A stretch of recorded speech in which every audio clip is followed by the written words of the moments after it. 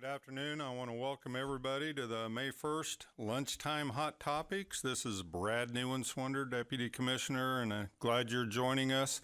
I want to remind everybody that these are all posted on my website for future playback. They're listed by the month and the week that we recorded them, so you can always go back if you want to share with other leadership or teachers and there's something you're going to miss one of these. They're always posted out there on my website.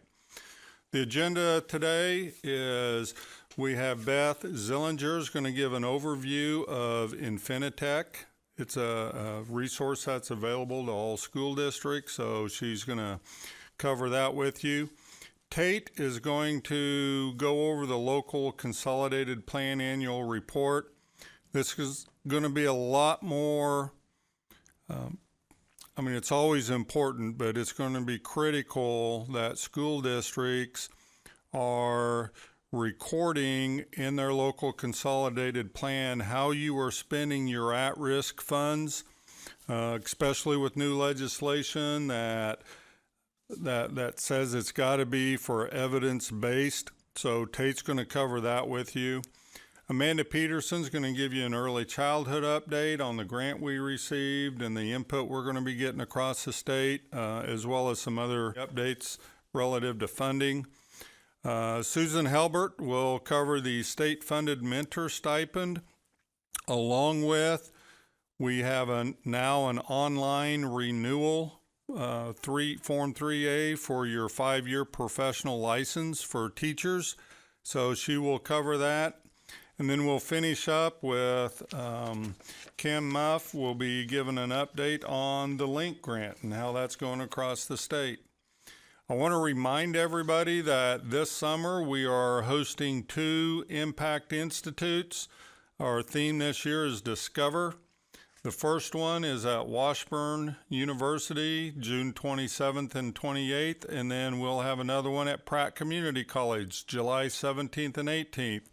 Would encourage you to send staff, faculty, anybody that just really wants to plug into what we're doing across the state and a lot of different initiatives. It's a good time to get some professional development, send some teams. The cost, again, is about $25 for a 2-day conference. I know you'll have expenses of just some travel, but it's a great opportunity for your staff to get plugged in over the summer, especially those that don't have the opportunity throughout the school year. Just want to remind everybody to get on your calendar the October 28th through 30th annual conference. The 28th will be the pre-conference. That'll be dedicated to school redesign. If you're in redesign or you're thinking about what are these Mercury and Gemini and Apollo schools doing, I'd encourage you to attend the pre-conference, and then the main conference will be focused on the board outcomes as well as the principles of redesign. But that is a good time now to get it on your calendar for next year.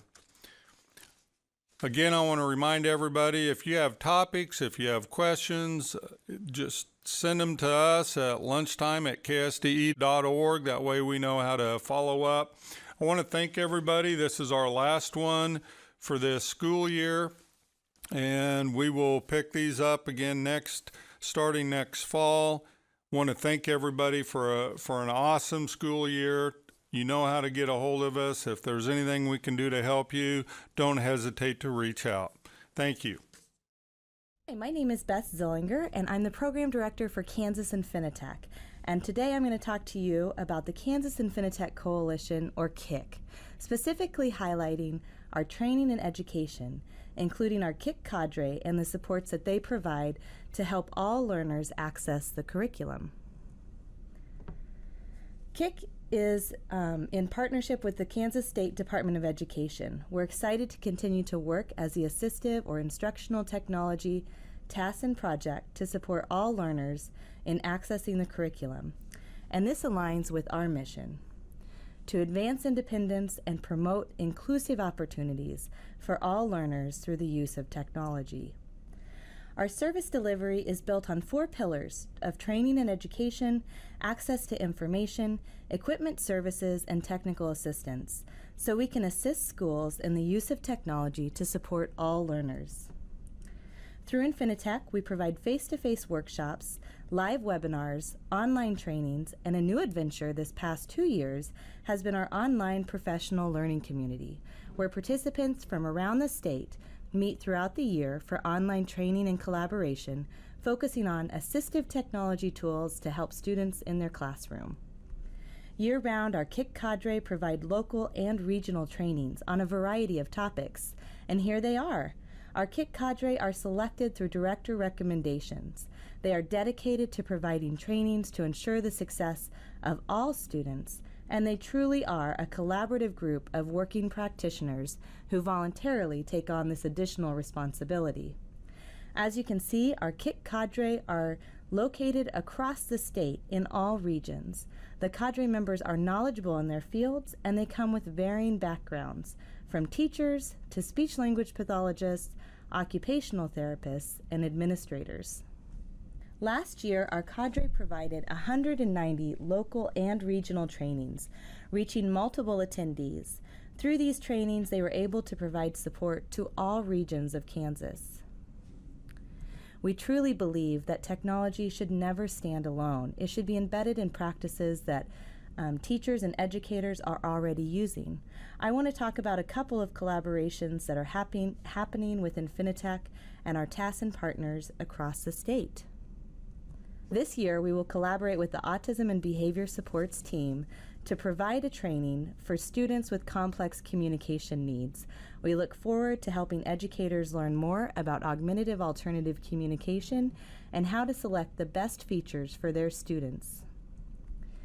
Infinitext is a digital text repository and book scanning service that's free to all K-12 Kansas schools, thanks to KSDE TASN support. There are more than 3,100 books in Infinitext and available in multiple formats. In addition, the resources I've discussed, 90% of the school districts are members of Infinitec and access online resources through myinfinitec.org. Did you know that member schools not only have access to myinfinitec.org for their special education staff, but all staff as well as families within their districts? Kansas leaders really pushed Infinitec to provide more resources and trainings and make those available online for educators to access because of our rural populations and areas. We have over 600 trainings in our online catalog. If you notice, there's a Kansas-specific training that is available 24/7, and we're proud to host trainings developed by KSDE TASN. We also have Engage, a learning management system that allows administrators to select videos they'd like their staff to watch and then send those videos to staff, either as an assignment or a suggestion. Those assignments or suggestions can include a quiz, and then staff or training administrators will be able to print a report identifying which staff have completed those trainings. School districts can also create their own content called private content by creating a training that they would like to send to their educators or staff, and that private content can be hosted on the website and assigned to staff members as well.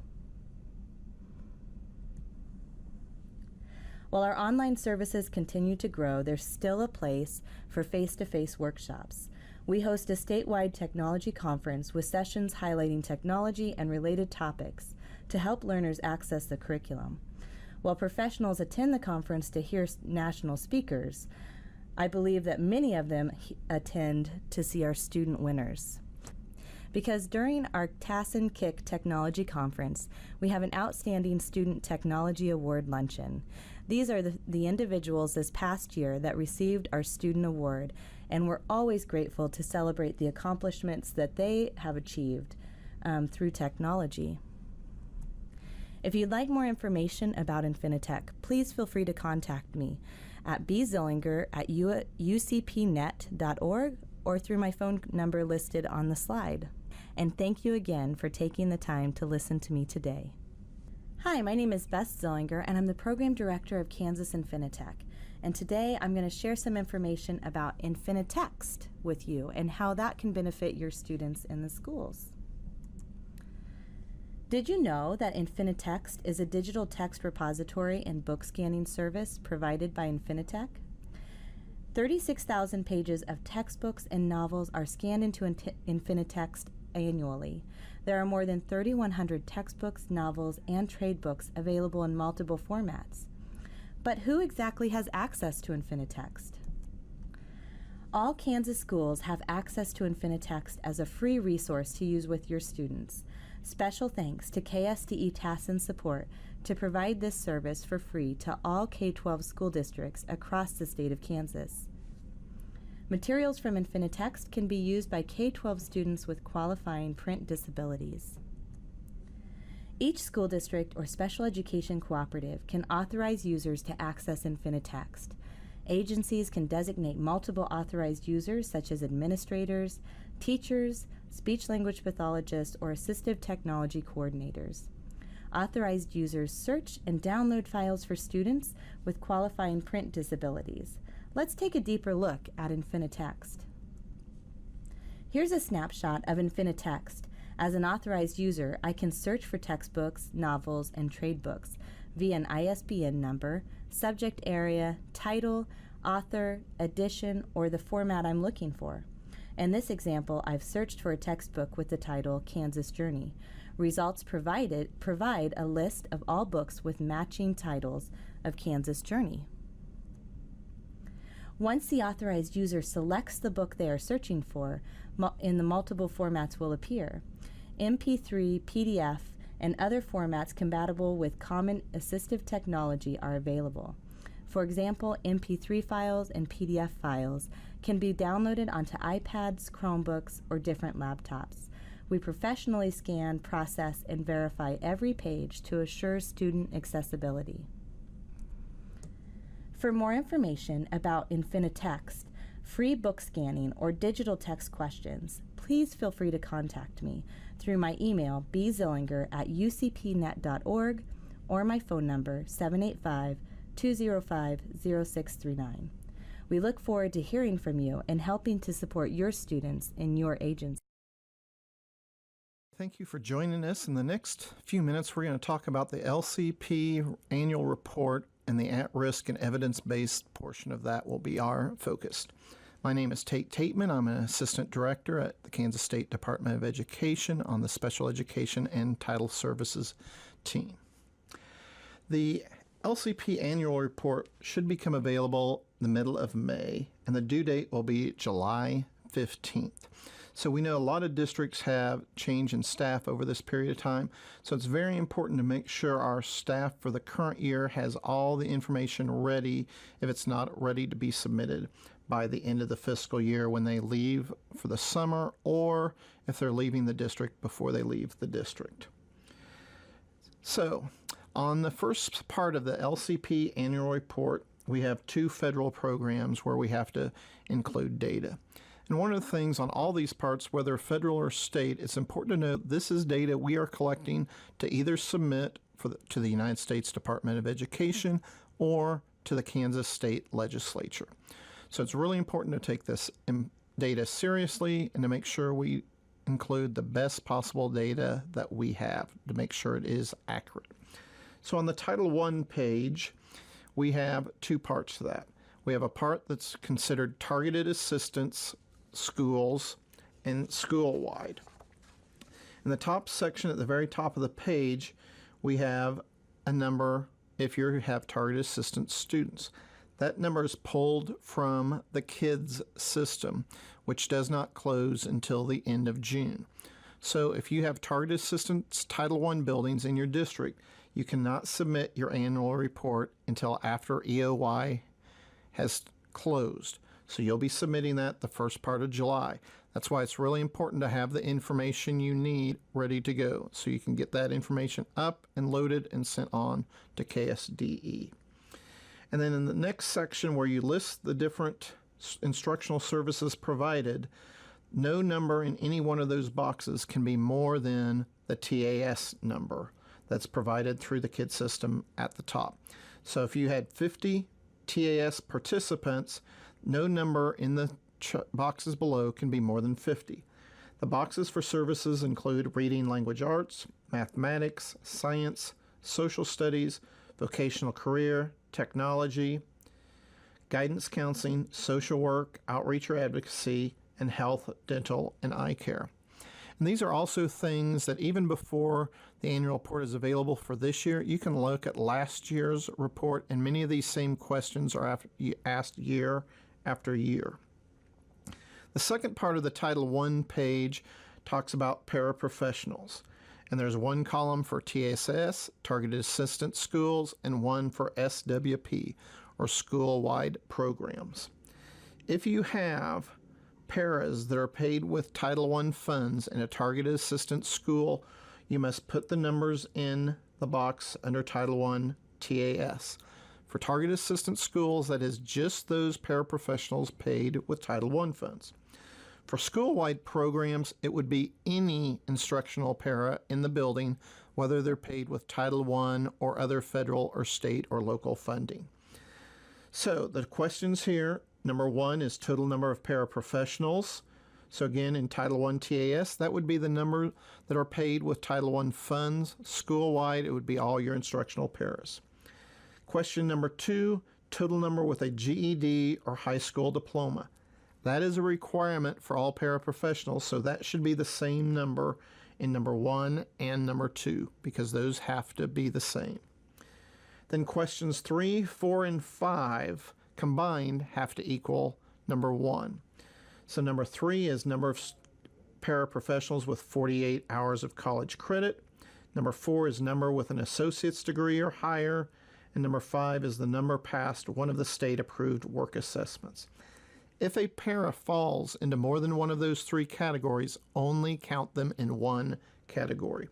So again, the totals number of numbers 3, 4, and 5 added together should equal the number in number 1, because we're not allowed to pay Title I paras in targeted assistance schools that are not highly qualified, and all instructional paraprofessionals in a school-wide program.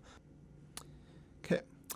The last link on this page is the link to the KSDE paraprofessional website. So if you have any more questions about paraprofessionals, you can go to that link, or another easy way is to look at the subject index on KSDE under the P's, and under paraprofessional, that will take you directly to that web page.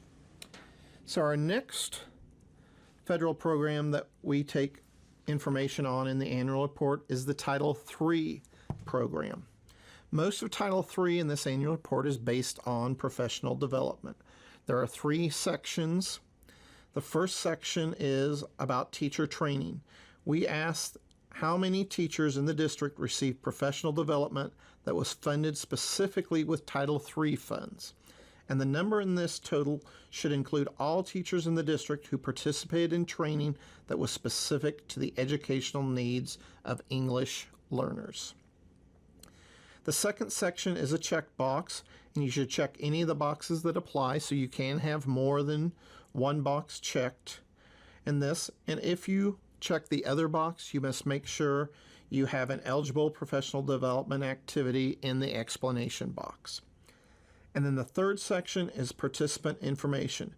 We ask for the number of people by job type that receive the Title III professional development, including administrators, other than principals, provided to community-based organizational, provided to content classroom teachers, to limited English proficiency classroom teachers, to other school personnel non-administrative, and then the section for provided to principals. So any person who received professional development through Title III, we need to account for in that box. One thing you will notice in the annual report for the 2018-19 school year is we are no longer asking for data in the migrant program. The remainder of the information in the annual report will be focusing on the K-12 state at risk programs. And a reminder that all this data is the required data that KSD submits to the legislature in the accountability part to show how our school districts across the state are using our K-12 state at-risk funds effectively. We want to be able to provide the best data showing how our districts are using these funds to continue to get this funding from the legislature and to show how well it is used. On this page, we have a link to the K-12 at-risk guidance. It can also be found on the school finance page under the guidelines and manuals section. In the past, there were 7 questions. This year, we've added an eighth question specifically toward the evidence-based part of Senate Bill 16, which came into law prior to this school year and is being adjusted, and we'll mention that later for the following school years. So question number 1 asks to provide the unduplicated number of students who met the state's at-risk criteria and were therefore eligible for services funded with state at risk. And a reminder here is this does not mean the free lunch count, but rather the number of students who met the at-risk criteria. And this at-risk criteria includes students who are not working at academic grade level, not meeting the requirements necessary for promotion to the next grade level, failing subjects or courses of study, not meeting the requirements necessary for graduation from high school. An example would be a potential dropout, has insufficient mastery of skills or is not meeting the state standards. They've been retained. They have a high rate of absenteeism. They've repeated suspensions or have expulsions from school. They are classified as homeless and or migrant. They've been identified as an English learner, or they have specific socio-emotional needs that cause a student to be unsuccessful in school. And again, all those criteria can be found in the at-risk guidance. So we need to see the number of students that qualify under that criteria. And then question number 2 is how many of those identified students in question 1 were served with state at-risk funds. For many, if not all of our smaller sized districts, this should be the same number because we should be able to serve all of the students who qualify with these funds that we receive from the states.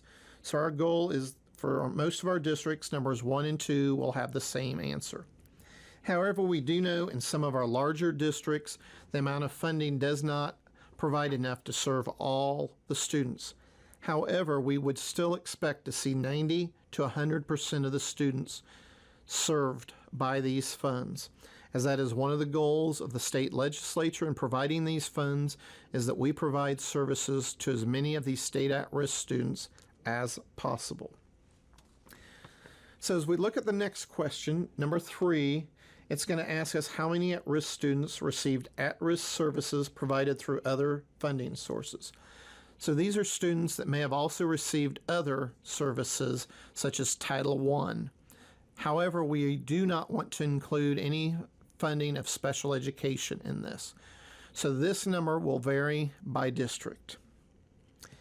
Number 4 is the first narrative question we have on the annual report.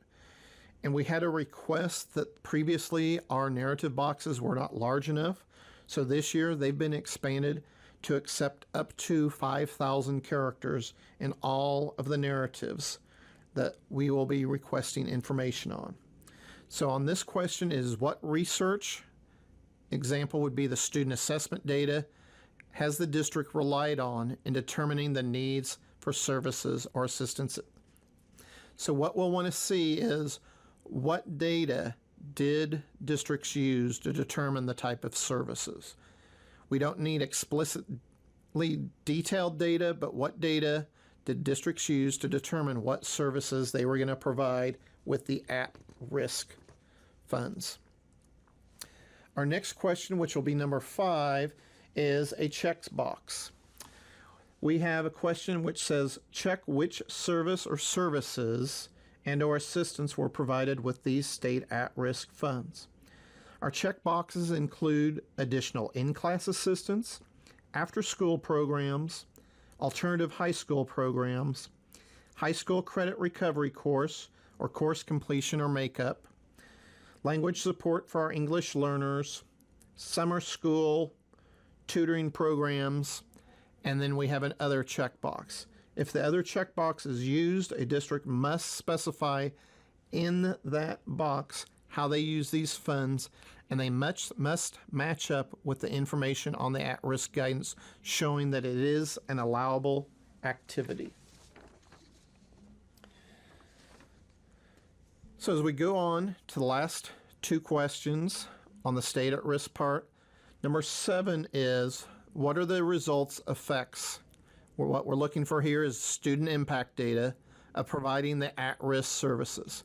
So we want districts to provide us assessment data, graduation data, course completion data for recovery courses. We want specific data showing high quality impact of these funds.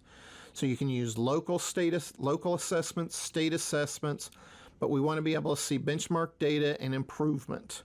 You know, we could also see absenteeism data, but we just want hard, good, reliable data that shows the positive impacts that these funds are having as districts use these and implement state at risk programs with these funds.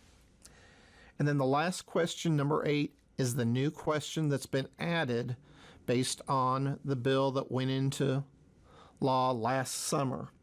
It was part of Senate Bill 16, which has been redone, but currently we're looking for a list of evidence-based practices that were utilized successfully in the at-risk program. And on the next slide, when we get to that, we will give you some information that will be helpful. This does not have to be every evidence-based practice that was utilized. We want a list of some of the most highly impactful. This was one of the requirements in the new Senate bill, that the use of state at-risk funds had to be using evidence-based practices. So we know a lot of districts use these funds for class size reduction. So you would want to list things that were used in those classes to show how these practices were used to get the best impact and see the most improvement from our students.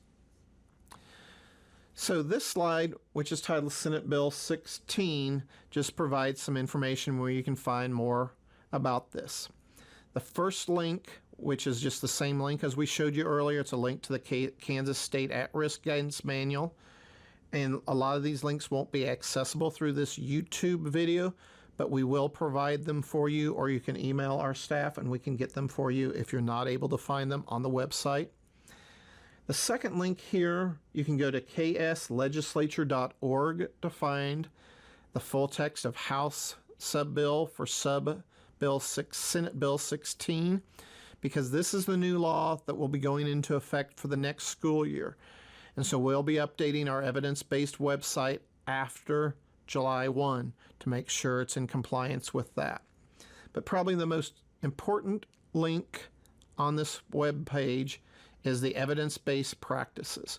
We have the link there, but the easiest way to get to this link is through the subject index at the KSDE website under the section E, and then you can scroll down to evidence-based practices. This lists the law, many citations about the law, some good resources, but most importantly, we have a multitude of evidence-based practices listed on this website. We also have other sites, such as through Kansas Star and Our Wise Ways. They're all evidence-based practices, the What Works Clearinghouse, and many good national and state level resources with evidence-based practices. So the key here is we want to make sure we're listing high-quality evidence-based practices that are being used in our school in the annual report on question number 8, because as a reminder, this is the data we're submitting to the legislature to show the impact of this funding that we receive through this program.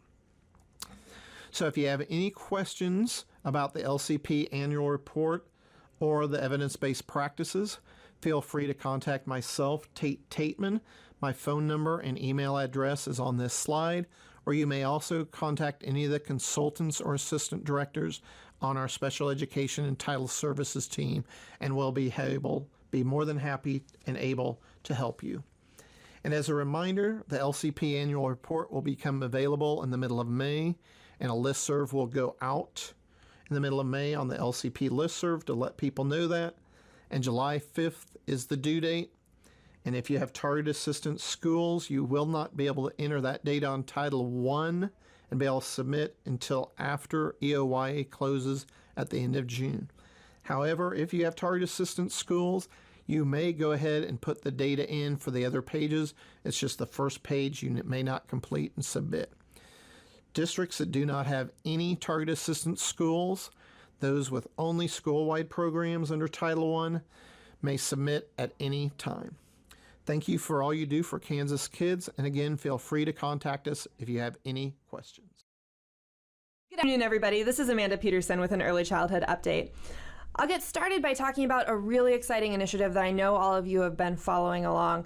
As you know, our goal here at KSDE and the part of our vision for education in the state of Kansas is that each student is entering kindergarten at age 5 socially, emotionally, and academically prepared for success. Kansas has a really incredible opportunity this year in that we at KSDE are partnering with the Kansas Children's Cabinet and Trust Fund, the Kansas Department for Children and Families, the Kansas Department of Health and Environment, and many other early childhood partners around the state to engage in a thoughtful effort to develop a statewide strategic plan for early childhood in Kansas. We have a lot of different leaders and communities who are poised to make a big difference for young students in the state, and this is a really incredible opportunity for us to help shape what the future of early childhood looks like. As we get ready to move into summer, there are 3 key things that all of you can be doing to help make sure that each Kansas child is getting the best possible start in life so that we can meet this goal.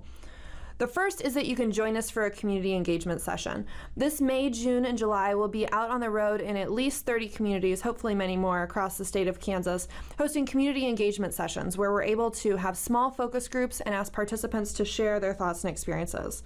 This event is open to anybody who's passionate about the future of Kansas children and families. So parents of infants and toddlers and young children, community leaders, health providers, early childhood providers, members of the business community, elected officials, teachers, administrators, any and all interested parties who care about early childhood are encouraged to participate in these community conversations. Just like for our Kansans Can listening tour, the more participation that we can get across the state, the better information we'll have to be able to develop something that is really reflective of what Kansans need and want for early childhood, and the better prepared we'll be to help make sure that the pieces that we develop in our strategic plan are pieces that can be put into reality. At these sessions, participants will be asked to share their thoughts and perspectives around what's happening in their community that we should celebrate and grow, what areas there are challenges and need more supports or attention, how they might guide a family to the different resources and services that are in their community, and what their own family's experiences are like. So I know I've had conversations with many of you about the pieces about our early childhood system in the state that we could grow and improve, and this is our opportunity to highlight those and make that be front and center. We're very excited in that we have our initial pieces starting today. Actually, as you're listening to this, we are on the road to Chanute to have our first community engagement session. And on your screen, you can see the list of where we'll be in May. This is a growing list, so you can visit the kschildrenscabinet.org/early childhood for more information for our so far scheduled June and July dates, and for a flyer that provides additional details, as well as the locations and times for each of these sessions. We're anticipating that these sessions will be 1 hour long, and we are hopeful that we'll be able to have a really solid conversation across the state about what we hope and dream for early childhood in Kansas. And obviously for these, we would really appreciate you helping to spread the word. We hope to see you there. We hope that you will help make sure that members of your community are there, and we hope that we can have really strong turnout at these sessions. You can also help inform our ongoing early childhood needs assessment. So one piece that you can do right now is provide information about how your district, school, or program uses developmental screenings. Since all of you use the ASQ as your kindergarten readiness snapshot, I know that you all have great opportunities to share details about this, and the work that you do around kindergarten roundup, if you use other screenings, would also be very helpful. So you can go to the link on your screen, the bit.ly/devscreen, to be able to provide this information, and we hope that you'll also share this broadly. We've received a really wonderful response thus far, and we want to just make sure that we've captured as much data as possible, because this will help inform the strategies that we engage in to make sure that, one, that we're getting really good high-quality developmental screenings across the state, but two, that we're also connecting families to supports and services after they complete that screen. You can stay up to date on all of these efforts in a couple of ways over the summer.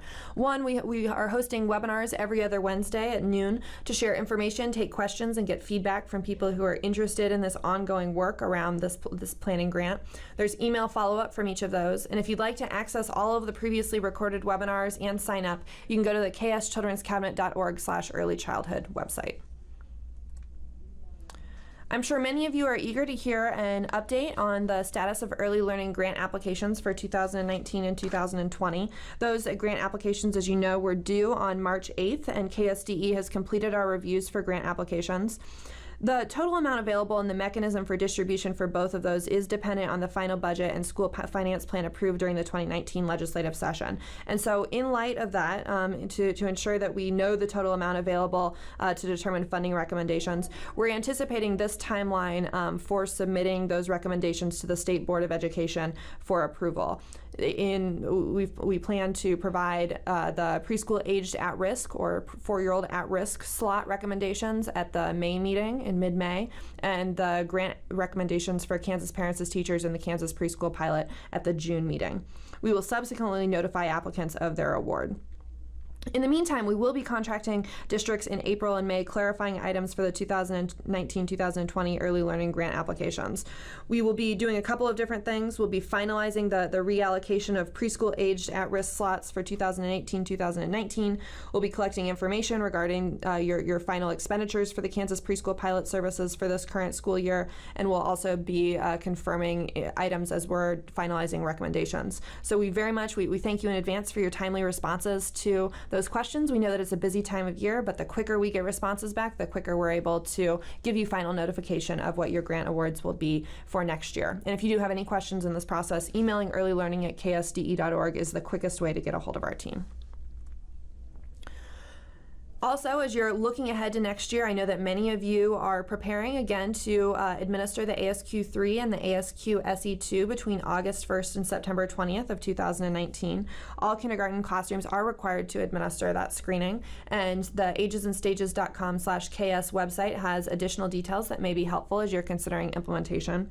We're also in the process of, in tiers, contacting districts to confirm login credentials to make sure that everybody is prepared to administer that kindergarten readiness snapshot in the fall. So if you do have any questions, please email earlylearning@ksde.org, and thank you for your partnership on this effort. Finally, if you'd like to stay connected with the early childhood team over the summer, feel very welcome to email Becky Strom to join the Early Learning listserv.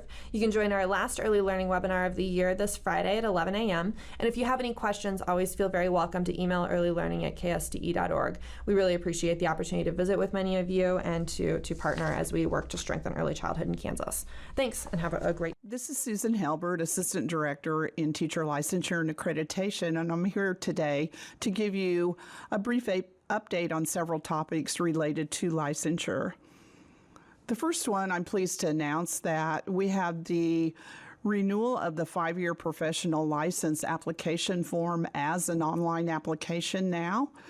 That's important because about half of our work involves processing the Form 3A renewal application. So we're excited that this process will speed things up and make it easier for everyone involved in the application process. We did launch this on April 17th.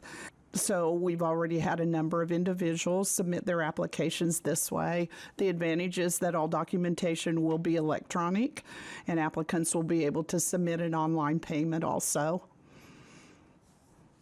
A couple of reminders about this process. If an applicant has already started the paper process to renew their application, please have them continue with that paper process. We don't want partial paper mixed with the online application. So we know there will be probably about a 6-month transition before we discontinue that paper process completely. Also remind your applicants that this application should only be submitted when they're within 6 months of the expiration of their current license. It should not come in any sooner than that. We do have general instructions posted for both applicants and for districts. Many applicants have already submitted online application forms in the past 10 years or so, so they're familiar with the process. But if not, we have applicant instructions. And also a reminder that the process for completing the district portion, how you access that, for example, it's the same as districts have been following for other online forms, such as that Form 1, mentor verification, the form that allows individuals to upgrade off of the initial application. For the applicant, the system is a pretty step-by-step process. It guides them through each step in the process. It indicates the documentation and how to provide the documentation. And remember that it is the applicant who's responsible for directing the system to contact the correct district and also for getting official university transcripts to the district. As far as the district role, you will really be verifying one of three things, either verification of experience, or you'll be providing the professional development transcripts, or a combination of professional development transcript and the university transcript. District access is through KSDE authenticated applications. And remember that that particular application is called simply license applications. For those of you unfamiliar with the district approval part, you will log into KSDE authenticated applications, license applications. For those of you who don't already have access or to give access to somebody in your district that you would like to provide the verifications, remember that you'll have to do a manage my account process within KSDE authenticated applications. Once you log in, you'll see this screen.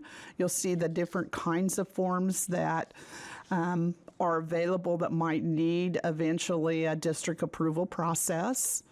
So you would simply then click on the form, in this case Form 3A. It will give you a list of the pending forms of that particular type, and you hit the select button to choose any one individual.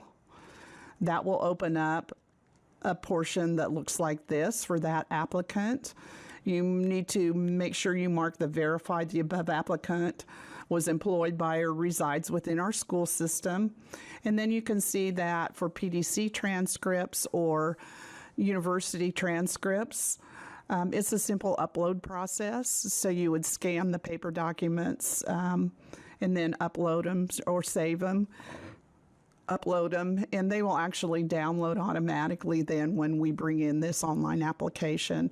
The experience verification district portion is a simple fill out the form type of thing. So there's no upload or attaching of anything for that particular verification. The next step is a signature and submit. And whoever the person is that provides the verification can put in their name, their position, and the school number. This portion really serves as the assurances or your basically electronic signature saying that I'm the one who did this and this information is correct. And then you can just go ahead and submit. Notice that there is a delete button. So if you come across an application where you say, I don't even know this person, they're not part of our district, they could have sent it to you in error, and you do have the right to delete. You will have to fill in a delete reason because the applicant does get a message, an email message that says who deleted it and why. And then you can also print and save as needed.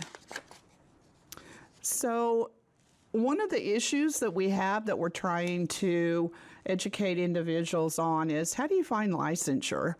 So if you look at this particular screen, you can see that this is the KSDE homepage, www.ksde.org. And if you look for the popular resources section, and you scroll down, you can see that I've circled licensure. It's a direct link off of the home page. That's the simplest way to get you to the teacher licensure homepage, which looks like this. You can see that I've circled license applications. Those who are ready to go out and find the form and fill it out can go directly to that link, or The blue announcements bar now has information, links to the documents, instructions, other valuable links and instructions on the online Form 3A process. So that's all you need to remember to find licensure, ksde.org, popular resources, choose licensure, and that will take you directly to our homepage. The other thing I want to visit briefly, you can see this slide, it's about the mentor stipends. I want to remind everybody that those of you who applied for a grant for the state-funded stipends for your qualified mentor teachers, you did that last fall. There was an application deadline for that. So now this spring, we're open till May the 10th. So that application is currently open to collect the spring submission. So what you'll be doing is adjusting the mentors that you entered last fall to make them correct, add any new ones that maybe started mentoring in the spring semester. And this is the time that you'll enter the mentees. Who are those mentors assisting? You'll create the matches or the assignments, matching the mentor to the mentees. And then the last step is make sure that you remember to submit those. What KSDE will do then is validate or certify those mentors that are qualified. We'll take the allocation divided by the statewide total number of qualified mentors to determine the stipend amount. If we have more qualified mentors than the full stipend amount, then the allocation will stretch to, it will be a prorated stipend. And then remember too that once everything is validated, we have our final list. Those eligible to receive reimbursement money, those funds will be deposited to your general fund account in the final payment of the school year. And you must use those funds to go ahead and pay those qualified mentors. Finally, just a quick reminder, the pilot programs for elementary ed and high incidence are still in place for the upcoming school year, the 1920 school year. And if you'll remember the special ed, the main thing I want to remind everybody is that that individual must have at least 1 year as a special education paraprofessional. Both of the pilots require the applicant to already hold a degree. But then they enroll in the program, they complete first semester requirements, and then they're eligible to be issued a limited apprentice license and assigned as a teacher. And they complete the program over the next couple of years. Requirements for elementary are pretty similar. They don't necessarily have to have experience, but during that first semester, they must complete a field experience as well as beginning their coursework on the plan of study. So again, if you're still looking for elementary or special ed teachers, if you have individuals that meet these requirements, the pilot program will be in its second year for the upcoming school year. If you have questions on any of these topics, you have my email address below, my first initial last name at ksde.org, and I would be happy to respond to any questions that you might have. Thank you. Good afternoon. I'm Kimberly Muff, the project director for our Literacy Network of Kansas, or LINK, grant project. As we near the ending of our first academic year of funding, we want to provide an update of the tremendous things that are happening with our LINK schools. We're building capacity to improve literacy within our LINK communities and also across the state. This project is funded through the Federal Striving Readers Comprehensive Literacy Initiative in partnership with the University of Kansas Center for Research on Learning.